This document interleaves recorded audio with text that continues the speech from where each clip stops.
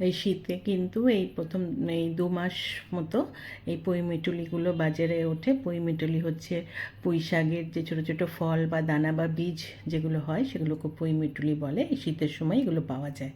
তো সেই পুঁইমিটুলির চচ্চড়ি আজকে আমি তোমাদের জন্য নিয়ে এসেছি চিংড়ি মাছ দিয়ে। এটা কিন্তু যারা এখনও খাওনি একবার করে খেয়ে দেখো, দারুণ টেস্টি খেতে হয় এবং এটা করা কিন্তু অত্যন্ত সহজ। তো চলো শুরু করি। তার জন্য আমি 250 গ্রাম পুঁইমিটুলি নিয়ে নিয়েছি। আমি একটা বেগুনকে ডুমো ডুমো করে কেটে রেখেছি, একটা বড় আলুকেও ডুমো করে কেটে রেখেছি। আমি 200 গ্রাম চিংড়ি মাছ নিয়ে নুন হলুদ মাখিয়ে রেখেছি।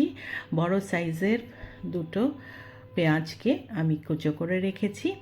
আমি 5 ফোড়ন নিয়েছি, শুকনো লঙ্কাকে হাফ করে রেখেছি, একটা শুকনো লঙ্কাকে, আর 4টে কাঁচা লঙ্কা রেখেছি।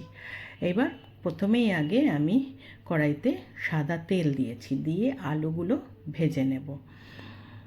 আলুগুলো দিয়ে দিলাম, একটু লালচে করে রং ধরা অবধি আমি কিন্তু আলুগুলো একটু নাড়াচাড়া করে ভেজে নিয়ে তারপরে তেলের থেকে তুলে নেব। তারপরে ওই তেলের মধ্যে আমি বেগুনগুলো দিয়ে দেবো। বেগুনগুলোকেও ঠিক একইভাবে আমি কিন্তু একটু লালচে রং ধরা অবধি ভাজবো। আমি ভাজার সময় কখনোই নুন বা হলুদ কিছু দিই না, কারণ তখন দিলে পরে রান্নায় কিন্তু নুন বেশি হয়ে যায় বা হলুদ বেশি হয়ে যায়। তো এইভাবেই আমি সিম্পল ভেজে নিই। দেখো বেগুনগুলো ভাজা হয়ে গেছে, আমি তুলে নিলাম। এবার ওই তেলের মধ্যে আমি পুঁইমিটুলিগুলোও দিয়ে দিলাম। যেহেতু ওগুলো একটু শক্ত থাকে, তো সেগুলোকে প্রথমে আগে তেলের মধ্যে এইভাবে দিয়ে আমি একটু ঢাকা দিয়ে 5-6 মিনিট মতো গ্যাস সিম করে রেখে দেব। তাহলে কিন্তু অনেকটা নরম হয়ে যাবে। বেশ 6 মিনিট পরে আমি খুলেছি। খুলে দেখো আমি ঢাকা দিয়ে রেখেছিলাম বলে এটা অনেক নরম হয়ে গেছে। এবার আমি এগুলোকে ভাজাও হয়ে গেছে, আমি তুলে নিলাম। এইবার আমি কড়াইতে সর্ষের তেল দেব। বেশ বড় 1 চামচ সর্ষের তেল দিলাম। দিয়ে এবার আমি চিংড়ি মাছগুলোকে আগে ভেজে নেব। চিংড়ি মাছগুলো তেলের মধ্যে দিয়ে ভালো করে একটু ভাজবো। 2-3 মিনিট মতো ভাজলেই কিন্তু চিংড়ি মাছ ভাজা হয়ে যায়। বেশ সুন্দর গুটিয়ে গেছে, ভাজা হয়ে গেছে।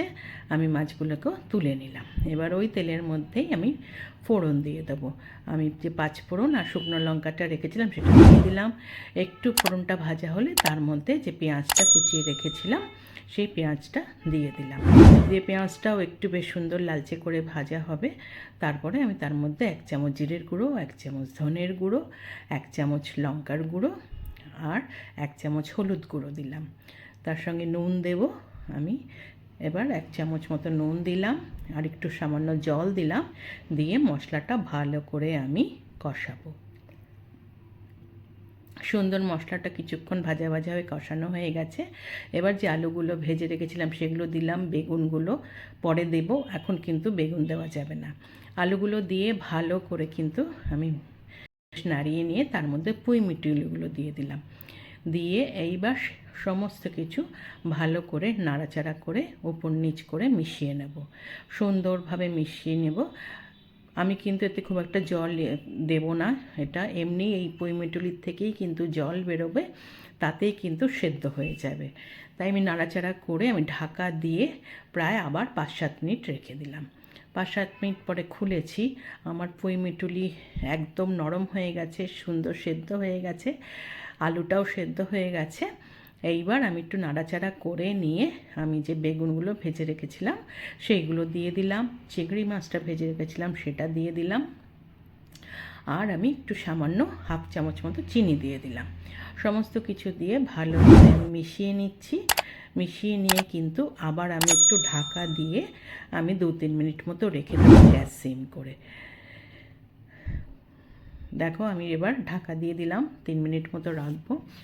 এবং এতে কি হবে, আলু বেগুন সব কিছু সুন্দর মজে যাবে, পুঁইমিটুলিও মজে যাবে, চিংড়ি মাছের সুন্দর গন্ধ পুরো রান্নাটাই হয়ে যাবে।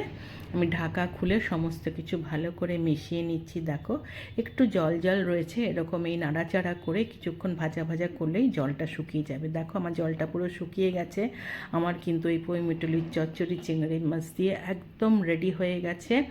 আমি কিন্তু এবার একটা সার্ভিং বলে এটাকে সার্ভ করে দেবো। গরম ভাতের সাথে এই পুঁই মিটুলির চচ্চড়ি এই শীতে একবার করে খেয়ে দেখো, চিংড়ি মাছ দিয়ে দারুণ টেস্টি হয়। যারা এখনও খাওনি একবার করে খেয়ে আমাকে বলো। রান্নাটা যদি তোমাদের ভালো লেগে থাকে একটা লাইক করো, কমেন্ট করো, শেয়ার করো। যারা এখনও আমার চ্যানেলটা সাবস্ক্রাইব করোনি প্লিজ সাবস্ক্রাইব করে দিও।